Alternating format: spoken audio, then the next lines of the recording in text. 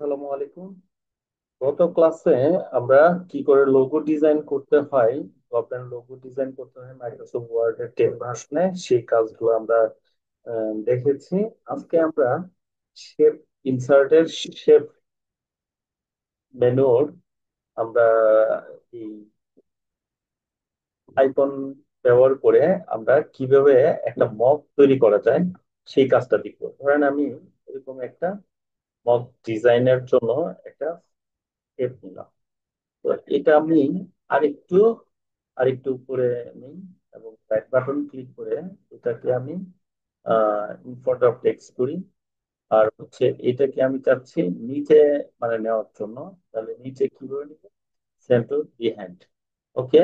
তো এখানে দেখেন আমার এই যে যে লোগো ডিজাইনটা করছিলাম সেটা উপরে চলে আসছে। তো এখন আমি এখান থেকে যে কাজটা করব সেটা হচ্ছে এই দেখেন সিলেকশন প্যান।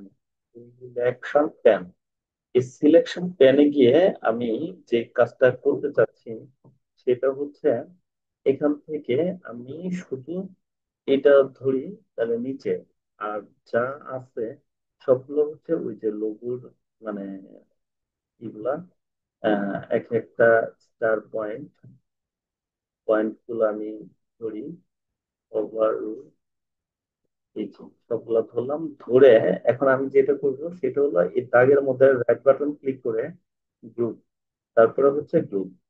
এই যে আমি গ্রুপ করে দিলাম। এবার আমি যে জিনিসটা চাচ্ছি অল্টার শিফট ধরে এটাকে আরেকটু ছোট করতে চাচ্ছি, মানে লোগোটারে আর একটু ছোট করলাম এবং কি আমি মিডলে মিডলে নিয়ে আসলাম।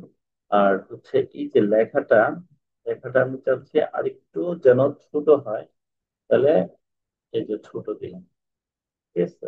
এরপরে হচ্ছে আমার এই যে যে এগুলা, আচ্ছা এগুলা হচ্ছে বাটন ক্লিক করে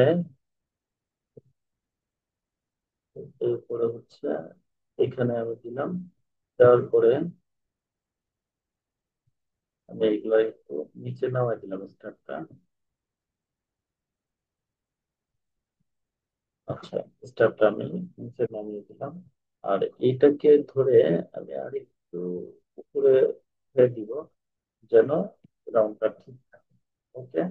এবার আমার মগের যেই এটা তৈরি করব, এটা আমি কোন কালারের করলে মানে ভালো দেখায় সেটা আমি আগে দেখবো।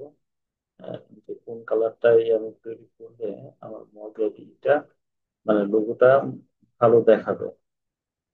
তো আমার মনে হয় যে এটাই ঠিক আছে। নীল এটা বা এটা যদি করি কেমন দেখায়, ভালো দেখাচ্ছে না। তাহলে এটা যদি দিই,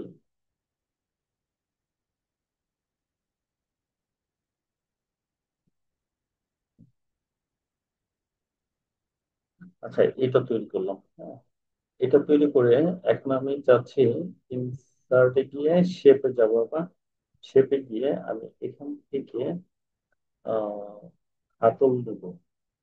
তো হাতল তৈরি করার জন্য আমি যে কাজটা করবো সেটা হলো এটা। এটা দিয়ে হচ্ছে এখান থেকে আমি এই যে হাতলটা তৈরি করে নিই এবং কি এখান থেকে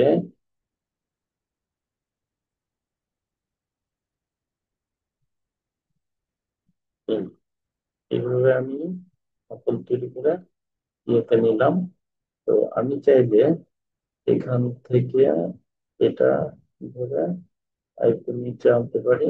আর হচ্ছে এখান থেকে এটাকে আমি এভাবে ঘুরিয়ে দিতে পারি। তাহলে ঘুরিয়ে দিলে সুন্দরভাবে একটা রাউন্ড শেপ তৈরি হলো। আচ্ছা, তো এখন আমি একটা ঢাকনা দিতে চাচ্ছি। তো ঢাকনাটা কিভাবে দিব? আমি আবার একটা রাউন্ড শেপ আনি।